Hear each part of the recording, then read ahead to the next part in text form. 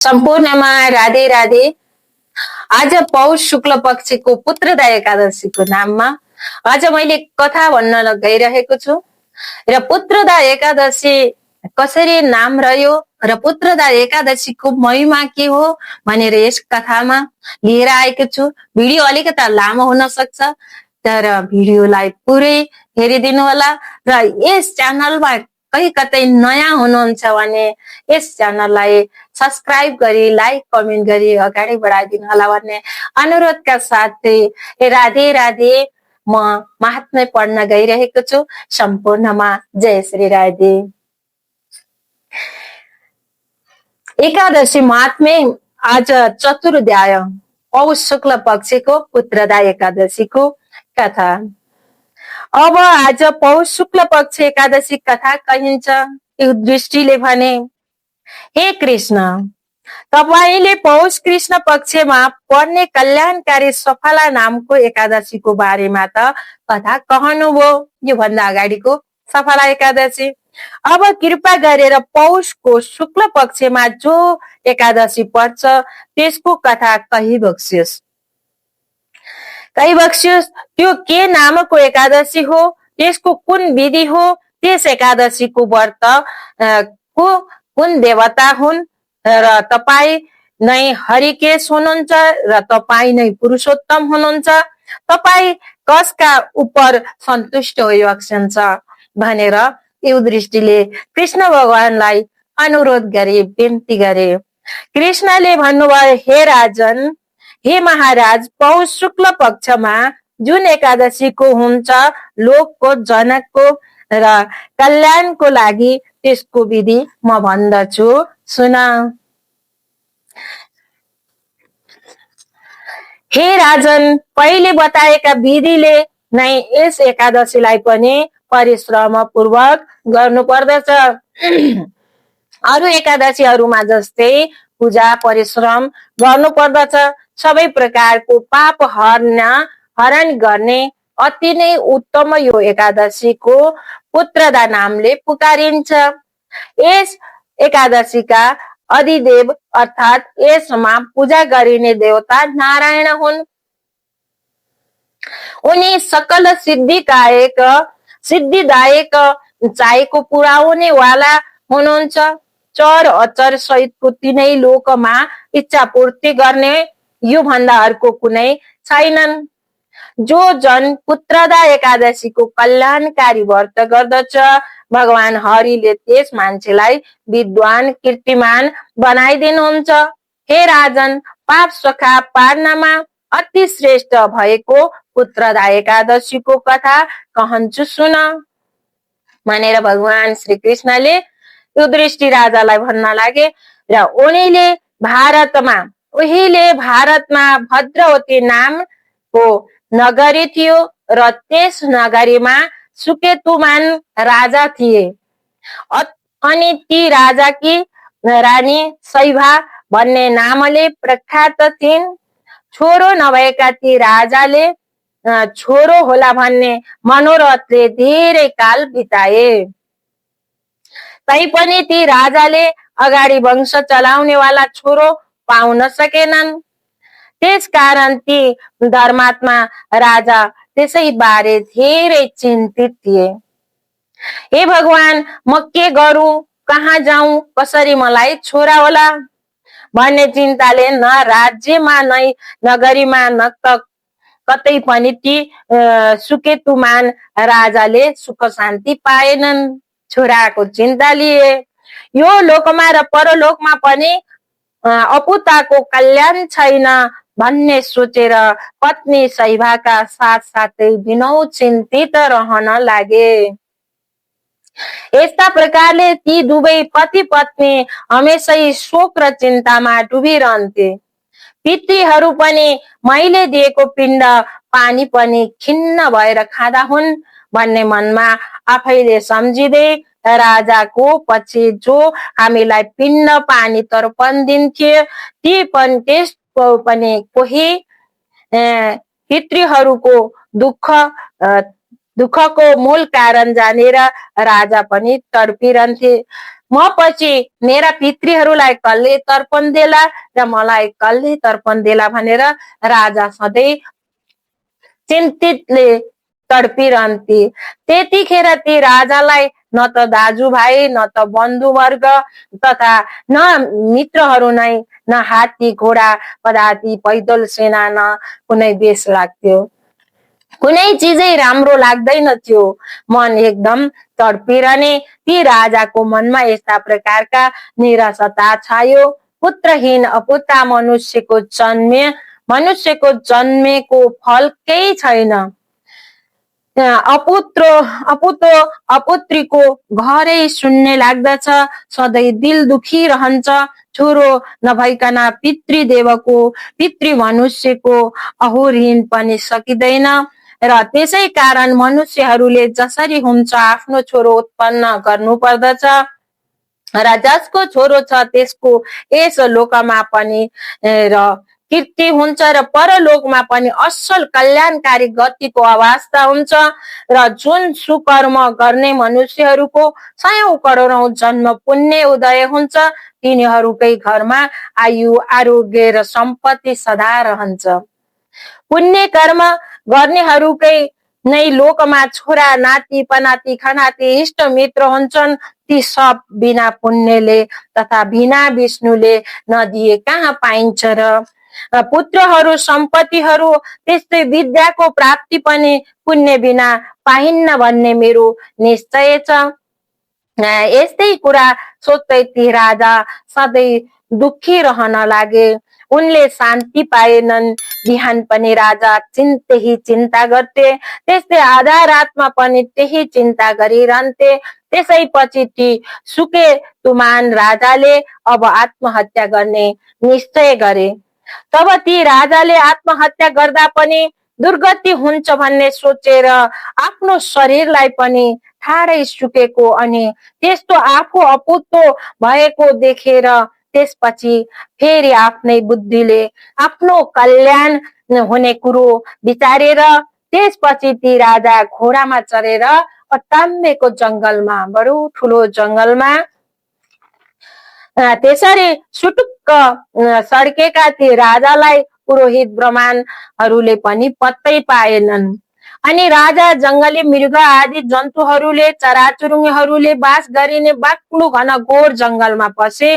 तब त्यस वनमा बर, पिप्पल, बेल, खजुर त्यस्ता कटरका रुखहरूलाई हेर्दै टहल्न थाले, अल्मलिन थाले। टहल्दा टहल्दै त्यहाँ मौलसरी, छत्तीवन, तित्री, तिलेके, साल, तल, तमाल र सल्लाहरू रुखहरू पनि ती राजाले देखे। त्यस्तै कुसुम, कौम्भी, लप्सी, भलायो, सिमल, कर्मा, टहर्लो, खैर, बहेर त्यस्तै अत्यन्त शोभिएका पाडक, पलास रुखहरूलाई पनि राजाले त्यस जंगलमा देख्दा भए। अनि त्यहाँ मृग, बाघ, बँदेल, सिंह, ढेडु, बाँदरहरू पनि देखे। यस्ता अनेकौं जंगली जनावर। अनि ती राजाले कतै धमिराले, देवलबादी बाट निस्किएका सर्पहरूलाई पनि देखे। कतै मता, वनहात्ती, ढोयहरूका साथमा देखे। अनि त्यहाँका बुवासा, कस्तुरी मृग, नील गाई, स्याल, खरायोहरू, वन बिराला, गाई, डरलाग्दा अर्नाहरू साथमा देखे। अनि त्यहाँका सबै वस्तुहरू, गाईहरूलाई पनि देखेर त्यसपछि त्यस्तै जंगलमा हात्ती दुई समूहका बीचमा शोभिएका चतुर्दन्ते उदत्त महाहात्तीहरू कन पनि देखे। ती हात्तीहरू कन देखेर ती राजालाई आफ्ना हात्तीहरूको सम्झना आयो। दरबारमा रहेका ती हात्तीहरूको झलक आयो, सम्झिए। ती रुखका चराचुरुङ्गी, रुखबाट गोड जंगल जनावर बीचका भड्किँदा ती राजाका चिन्ता र पीरले सोकिएका हुँदै ती राजा अत्यन्त आश्चर्य लाग्दो त्यो अटाम्बेको जंगल कन देख्दा भए। कतै स्याल कराएको अनि कतै लाटोकोसेरो रोएको शब्द सुन्दै ती पन्छीहरू समूहलाई हेर्दै वनका बीचमा गएका राजा त्यहाँ भड्कदै भए र ती राजाले यस्ता प्रकारले त्यो निवृत्त वन हेर्दा हेर्दै सूर्य बीच आकाशमा पुगे, बीचको आकाशमा पुगे। मध्यकाल भयो, मध्याह्न भयो दिन।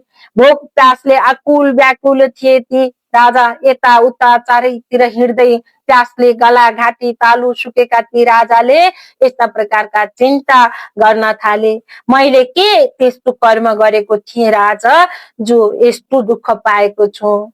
मनमा भड्किनु पर्यो, राजदरबार सम्हाल्न पाएको छैन, मनले स्थिरता लिन सकेन, मैले कुन त्यस्तो पाप गरेको थिएँ भनेर राजा आफैले सोच्न थाले। आज यस्तो दुःख पाए। नाना यज्ञहरूले पूजाहरू पनि त गरेकै थिएँ, देवताहरूलाई मैले सन्तुष्ट त पारेकै थिएँ, त्यस्तै प्रकारले ब्राह्मणहरूलाई पनि दान लिएर मिठा मिठा भोजनले तृप्ति पारेकै थिएँ, प्रजाहरूलाई पनि समय अनुसार छोरा जस्तै गरेर पालन सुरक्षा गरेकै थिएँ भने कुन कारणले मलाई यस्तो सही नसक्नुको ठुलो दुःख आइपर्यो अर्थात् प्राप्त भयो। यस्तै चिन्ताले पिरोलिएका ती राजा जाँदा जाँदै अझ अगाडिको वनमा गए, अर्थात् पुगे त आफ्ना कुनै पनि पुण्यका प्रभावले, कुनै जन्मको पुण्यको प्रभावले अर्थात् भाग्यवश अगाडि एउटा अत्यन्त सुन्दर तलाउ देखियो।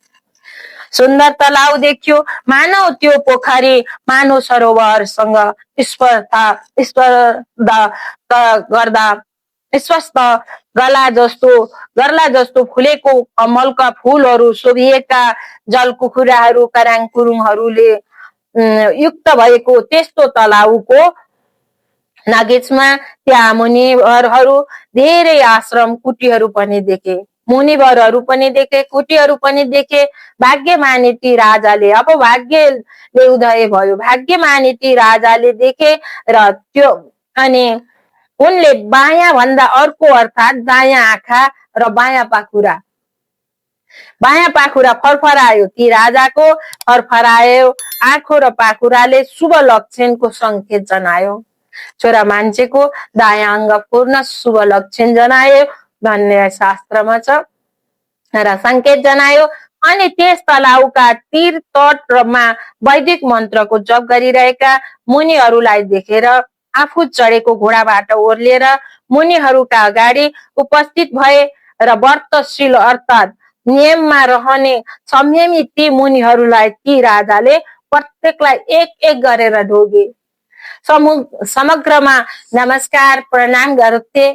ठाडो शब्दमा भने उहाँले एकदम आदर पूर्वक प्रत्येक ऋषि मुनिहरूलाई एक एक गरेर ढोगे। अनि ती राजाले हात जोडेर लम्पसार परे दण्डवत प्रणाम ढोक गरे। ती सज्जन राजा अत्यन्त हर्षले गदगद हुँदा भए, मैले भगवान पाएँ भने चाहिँ भएर खुसी भए।